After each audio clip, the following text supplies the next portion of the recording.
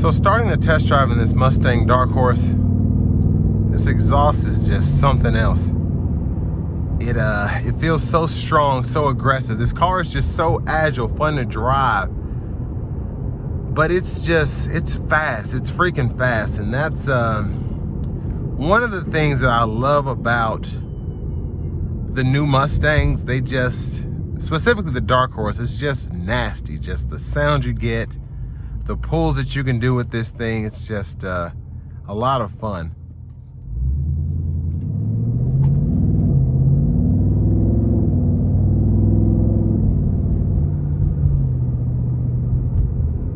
And in the sport mode, I mean, this car is gonna ride stiff. It's meant for track use, it's meant for very, very sporty driving, so it doesn't necessarily float down the road, but relatively comfortable with these cloth and vinyl seats.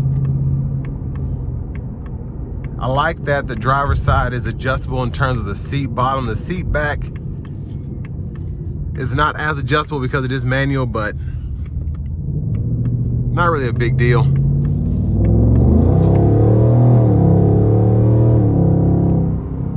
I just had to give it a little something before we did the interstate pull. I just couldn't help myself.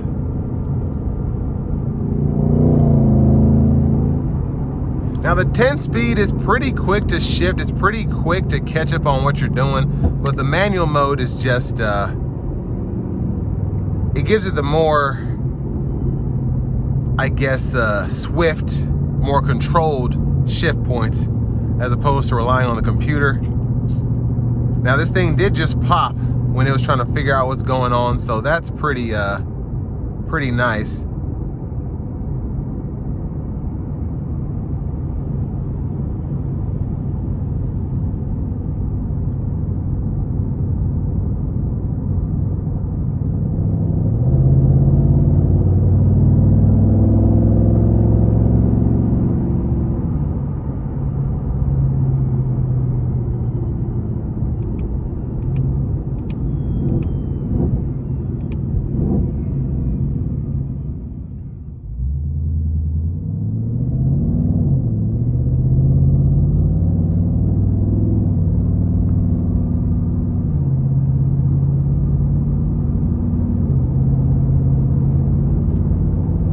Now the car can be a bit loud because of that droning exhaust.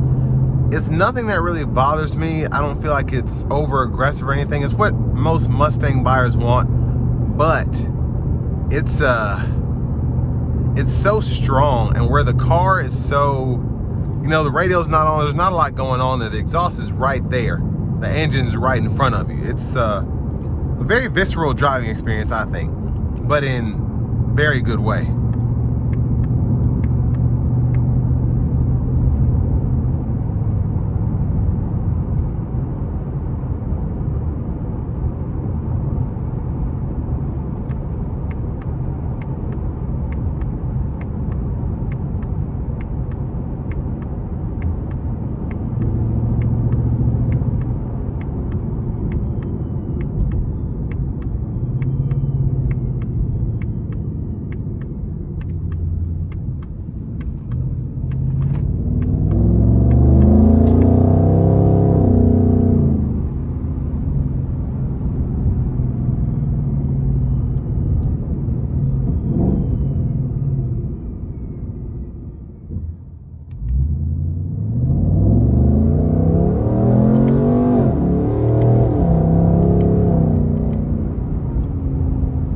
So I have the car in the normal mode, so the steering's normal, suspension's in that normal setting.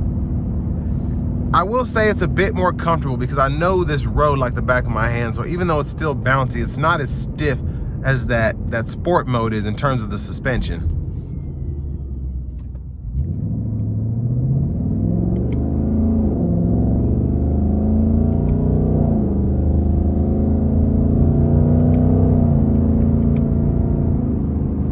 But what's crazy about this is it's still a fast car, even in this city driving here. As I can tell, like I'm passing people certain ways and people will try speeding up. It's really nothing for me to pretty much smoke anybody out here that's not trying to thrash their vehicle. And it's just funny because this just pulls.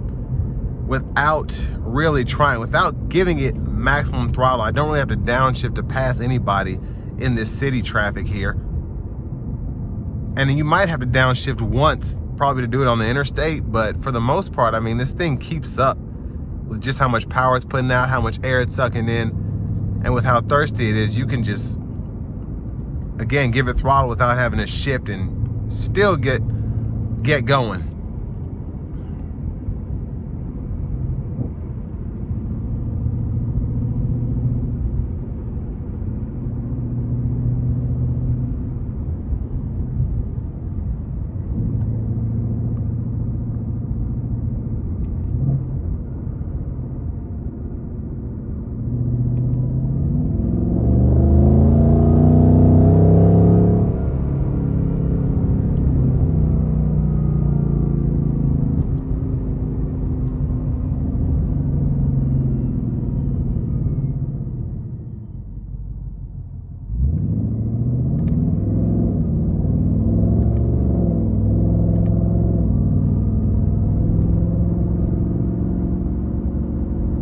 So it might be my lucky day. I'm going to be able to give it a pretty good pull. I'm not going to floor, but I'm going to give it something.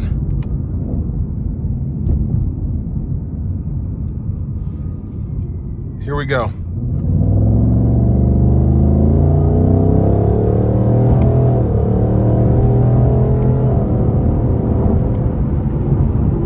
So pretty effortless there. This thing has 9 miles on it. So I don't want to give it everything, but that was a little something, and it still was gone. It's just, the acceleration is insane. Now I want to give one more thanks to Ford Lincoln of Franklin for allowing me to review this car today. I'll leave a link below in the description. If you're looking to find the best price on one of these closer to home, click that second link down below. It takes just a minute to fill out your information. I'll make sure the local dealers are fighting to get you the best price on this or whatever new vehicle you might be interested in. Now I absolutely love the co-pilot here. It's so nice to have on longer road trips. You're getting 22 miles a gallon, so it's not the most efficient thing to drive for longer distances, but when you do have to be in the interstate, just having the lane centering is a huge plus in my opinion. But overall, for what you get here, there's really nothing that's left to compete with it. The new Charger, if you want to wait till 2027, I think they just announced they're going to be I don't know if it's true or not, because I didn't do that much research on it, but there's supposed to be an SRT variant bringing back the V8. Camaro's no longer here, so the Mustang's really the last man standing in terms of the American muscle legacy, and it still does not disappoint. If I could afford to have one of these as an extra car, I wouldn't hesitate to buy one. I'd probably make sure mine was loaded out close to an 80 grand sticker as opposed to the 68. But in terms of a sports car, phenomenal, fantastic, fast, quick, fun, cool. It checks all the boxes. And with all that being said, this will bring me to the end of my review of this 2026 Mustang Dark Horse.